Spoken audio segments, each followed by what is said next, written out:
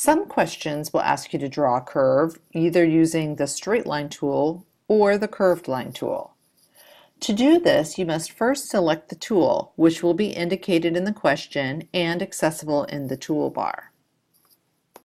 In the sample question below, the graph initially appears blank because you have not yet drawn the curve.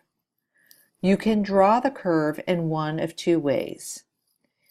Either you can click on the appropriate endpoints and the curve will draw itself automatically, or you can hold down your mouse or a finger or stylus on a tablet and trace the line as you would on paper. In this case, the curve will snap into place as you freehand draw. Both ways will work for each question. To draw a curve using the straight line tool, first click on the straight line tool in the toolbar. Then click on the graph and either click on the endpoints or hold down the mouse to draw the line. If you need to draw multiple curved segments or lines on your graph, be sure to reselect the line drawing tool each time, as it will automatically revert back to the drag tool after you draw each segment.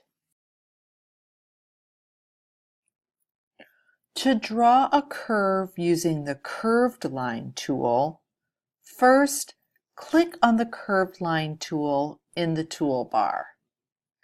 Then click on the graph and either click the points to connect the segments, or another option is to hold down the mouse to draw the line.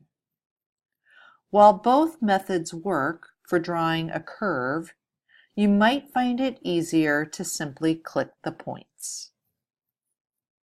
If you draw a curve and need to reposition the points, you can use the drag tool to pull the points of the curve where you want them to be.